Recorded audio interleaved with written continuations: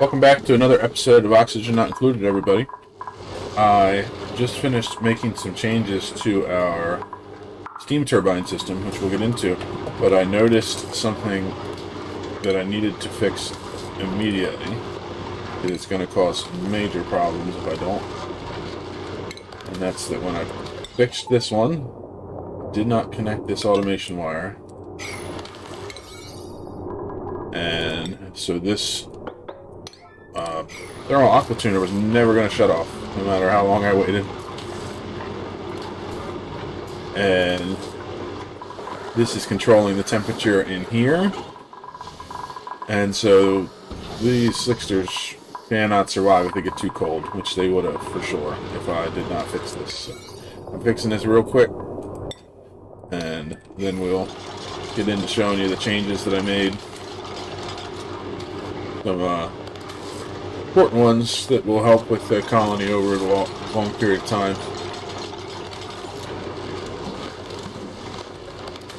That fixed.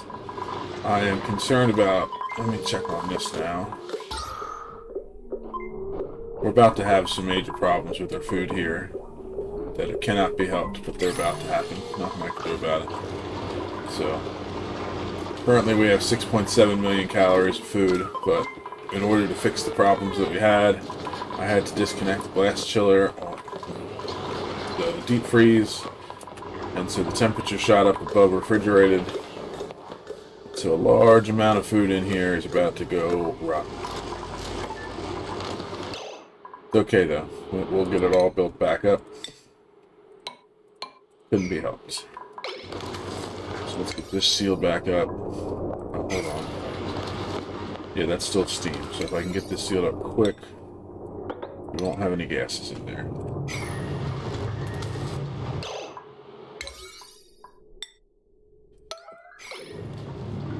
Should have disconnected the power on that before I made the change, but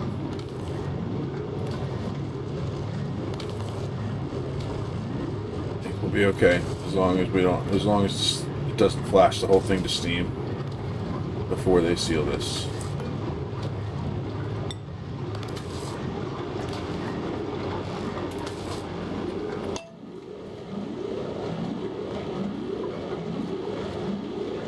There it comes.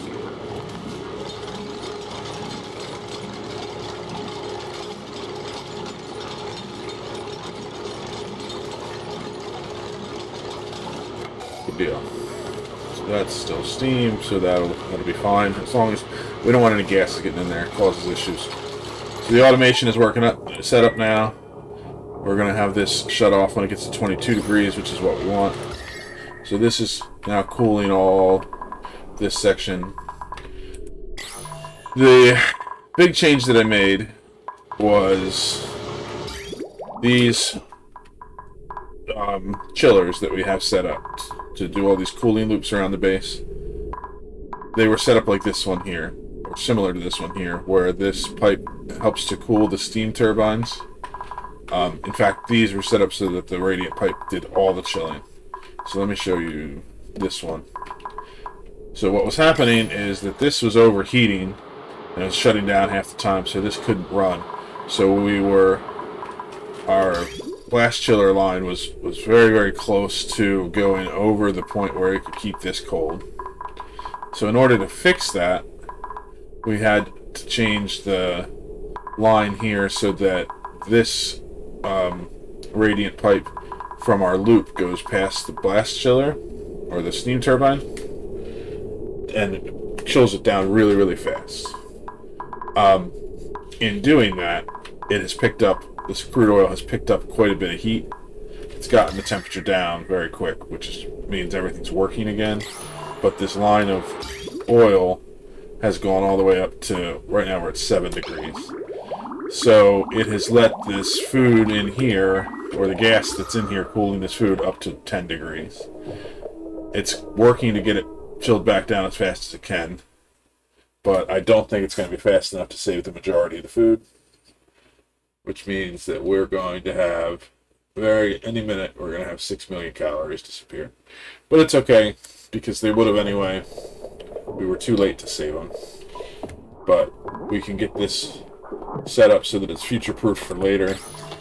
Ooh, I had some oil still down in here from when I had that rogue slickster.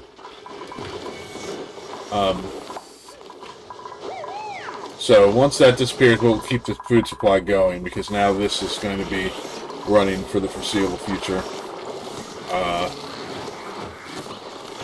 This is all set up how I want it to. We're not going to work on it today, but in the future I'm going to be removing this loop and getting rid of the water that's in here, because if the temperature gets wrong in here, this goes wonky and the water gets into the oil. So I want to move this cooler outside of the thing. In fact, I probably will just combine it with this loop and have one loop that goes through the whole thing. But we'll see. Do want to show the difference between these two. So this is one that's running properly now. I have the coolant loop ending by cooling down the steam turbine, and so you can see the steam turbine is cooling down rather quickly, which means it'll keep running as often as we need it. The setup where you have the output from the steam turbine running water past the steam turbine works for steam turbines if they're not running constantly and they're not generating too much heat. But when they're running a majority of the time, they just generate so much heat that coolant isn't enough. So like, if you look at this one, this is basically the same setup, doing the same amount of cooling, but it's not nearly as cool. And that's because this pipe here is trying to do the cooling, and this water's just not cool enough. So to fix that, what I did is just put a pipe like this up to here,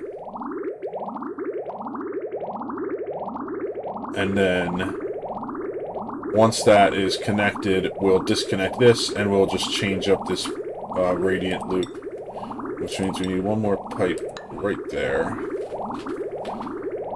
We're going to have these be...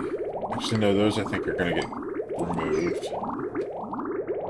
because it's going to go down and then, or down to here and then up and down and then up and then over. Okay, so actually I don't need this one either.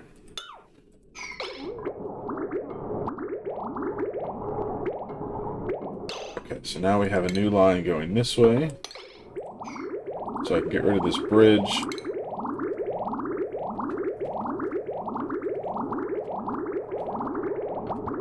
And since we have the pliers mod installed, it's really easy to change these piping without having to rebuild pipes, which is really nice. I don't like to use too many mods, but like, this is a feature that should be in the game. I think I've mentioned that before. But so now that we have that bridge going, all we do is we're gonna make these connections. I'm gonna change that, and then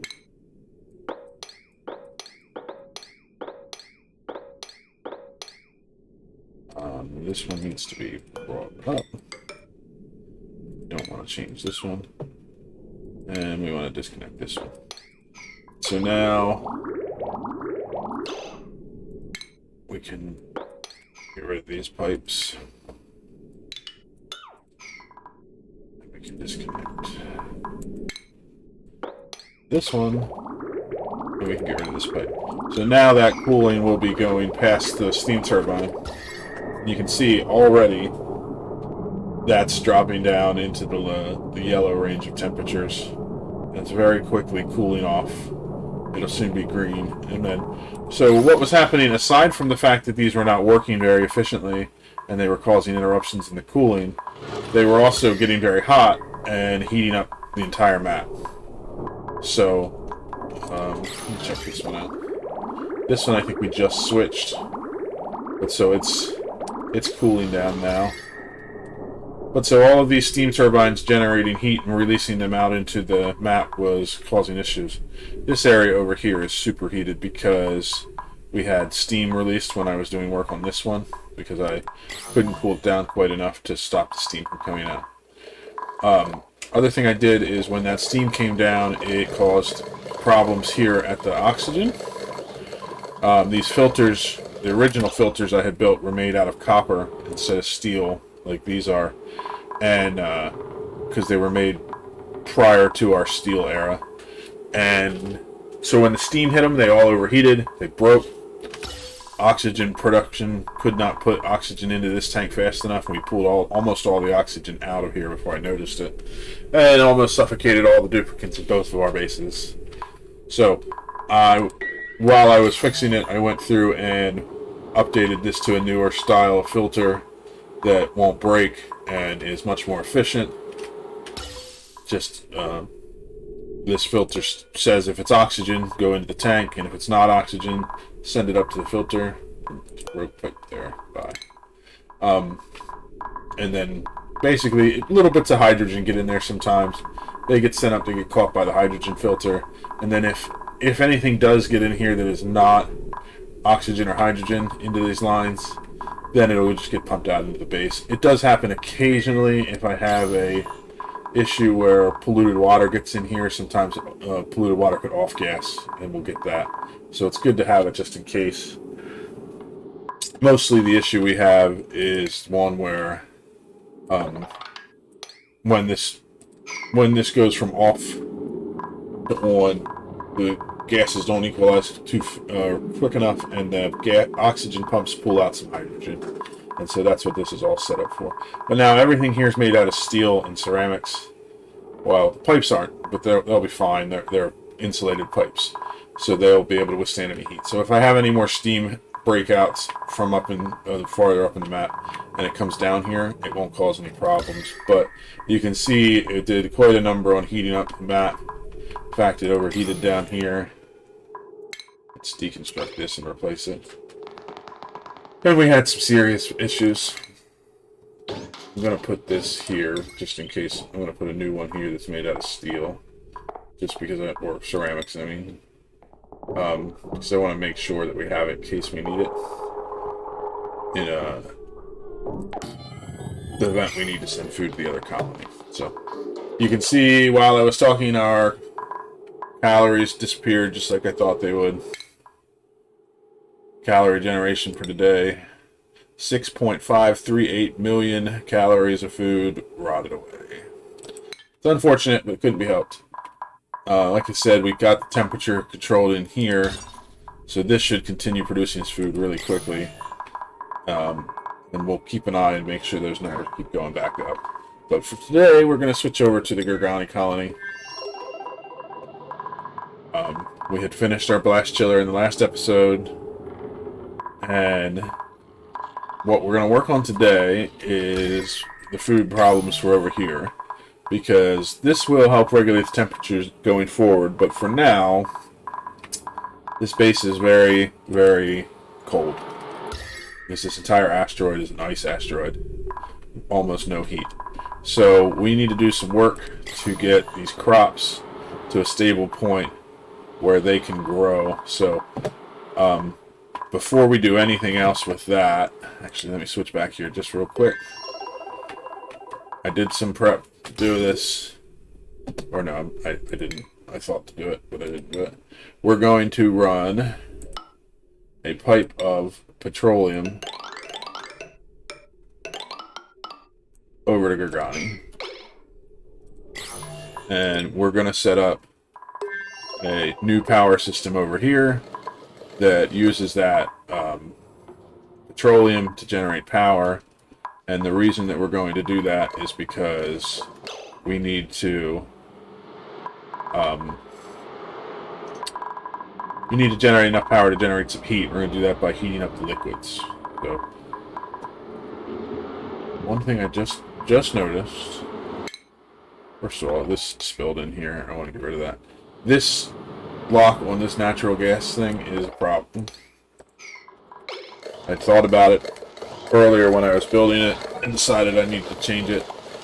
We're using ethanol in here, and while ethanol is great as a coolant because it goes very cold, in this lock it's not going to work because this gas sometimes reaches 75-80 degrees, and ethanol at 78.4 degrees turns into a gas. So the temperature of this natural gas would eventually cause that ethanol to vaporize, and we would have two gases in there. So we're just going to go back to water on this. means we're going to have to watch when Axel brings it down here.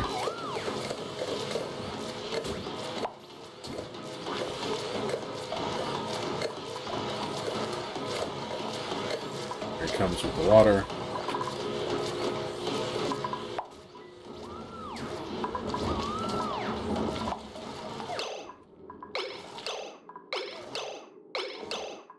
Okay, so now we turn that off. Hopefully we got just we got a little bit too much. Let's check it out. 1.975, 1.937. Very close, but I think it might work. We'll let it go for a while.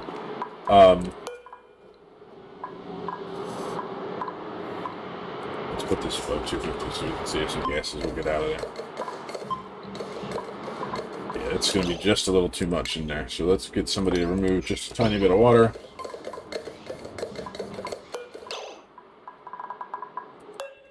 Off again.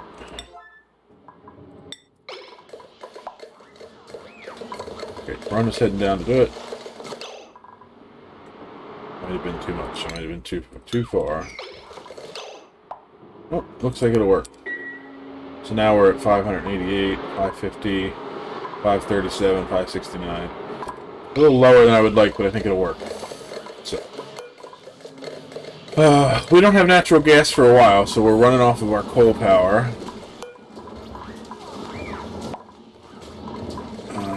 How much coal do we have in this colony? A little bit. Okay, so we gotta work on getting this petroleum generator set up pretty quick. So we're gonna break out this wall.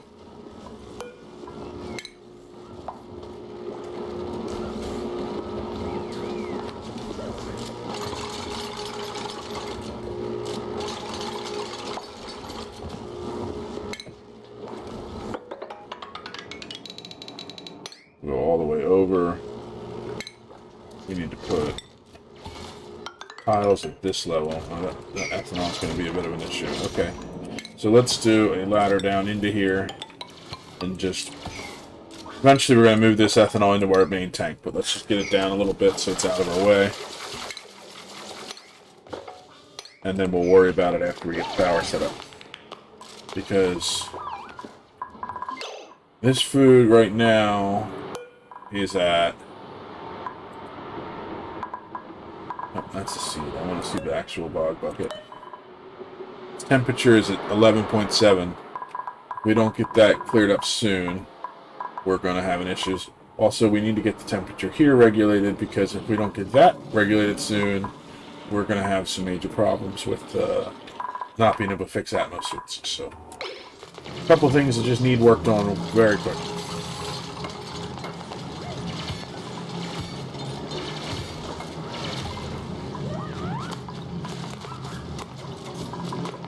So, once they finish building this ladder, they can get this, and then we can continue building across.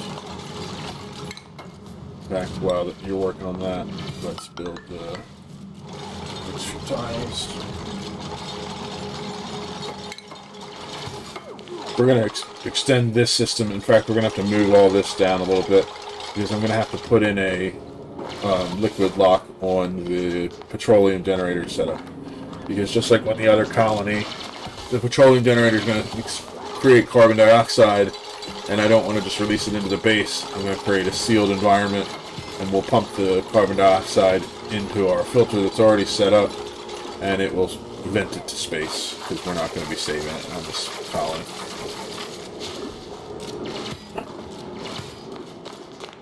At least not for the time being.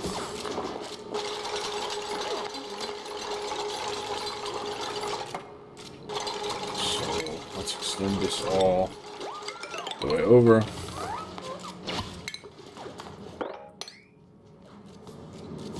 Need to go all the way up to there.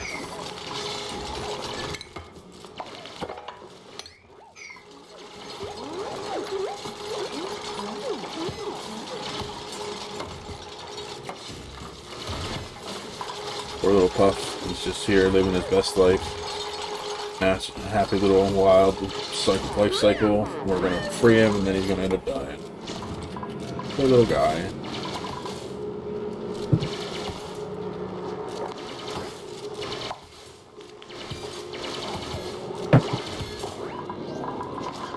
Okay, so basically what we're going to do is create another layer of mesh tiles above this so that the petroleum polluted water can get moved down into a pump. And then we're going to get the petroleum generators in and get power up and running here. So I'm going to get all this set up, get our liquid lock installed, and move this stuff around, and then we'll come back. Done quite a few things towards our goal. So I'm going to start showing off by showing us a new power plant. I still need to get the liquid lock in here so that we can seal this up and start getting the gases pumped out. But so I'm setting up a gas pump here. It will pump out gases from in here directly into the carbon dioxide storage, and which currently vents right out to space. So it's fine that there's other types of gases in here, because I'm just going to vent them all until we get it emptied.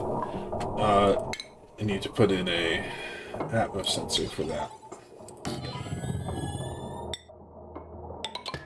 So what we have is 4 petroleum generators. They're hooked up to a battery that says 9060, I think I set it at. I'm just going to get rid of these alerts.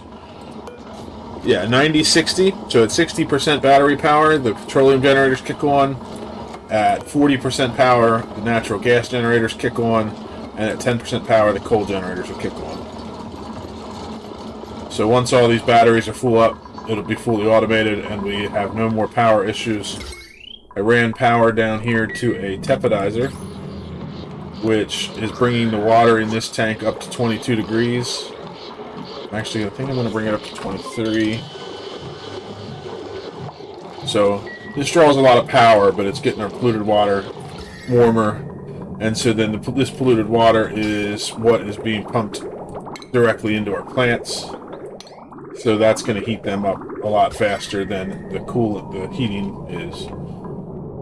So you can see we already got up to 15 degrees in here. So these are growing. These only need to get to 22, and then they will start growing as well.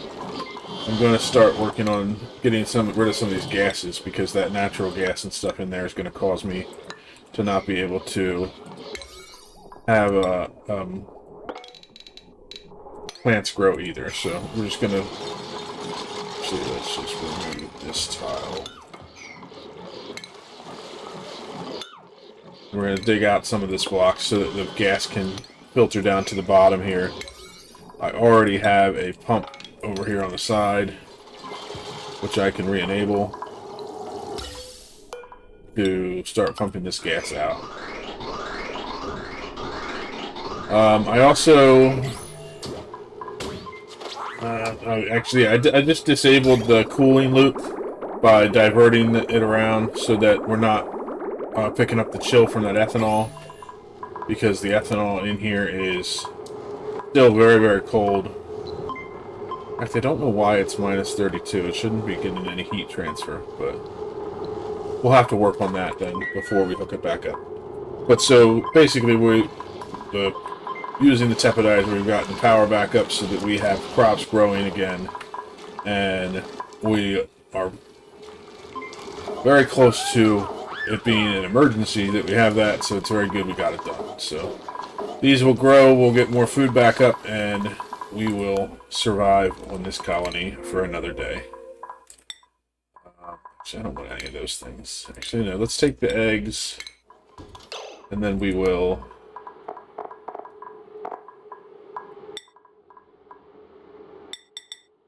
turn the eggs into omelets. That'll give us some extra calories.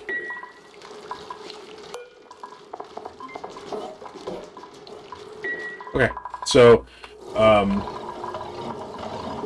we're going to set this to pump out gases if it goes above 500 grams.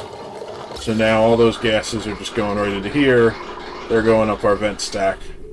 and they're just getting vented out right into space. So this room will get emptied of all of those gases. The petroleum generators will fill it up with carbon dioxide, and if it goes above 500 grams, off it goes. So that'll be great. I'm going to set this for coal. And priority 9. Then we can get rid of this. And we can get rid of this. Our old power setup. We'll leave the power transformers up here and use that for our power. We're probably going to pretty soon want to rearrange these so that we have a better power spine running through the base.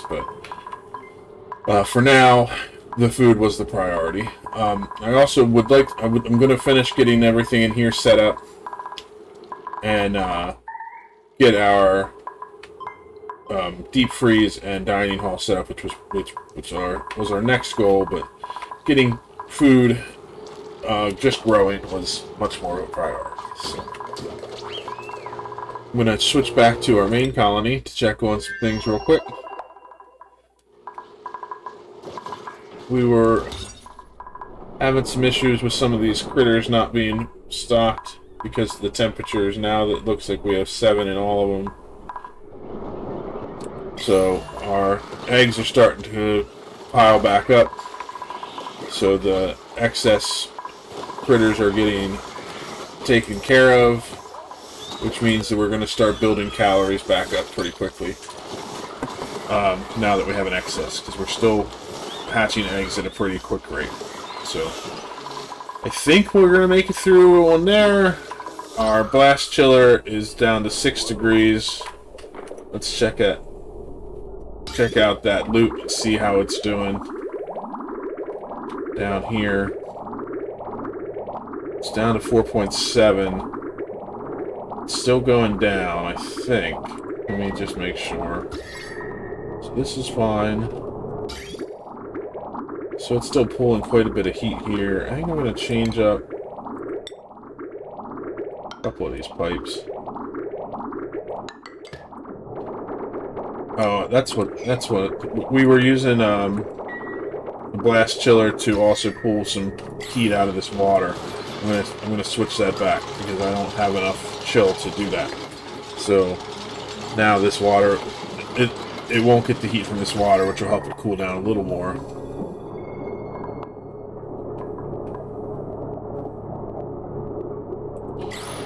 Trying to do too much with one cooling loop. There we go. Now we're consistently going down in temperature.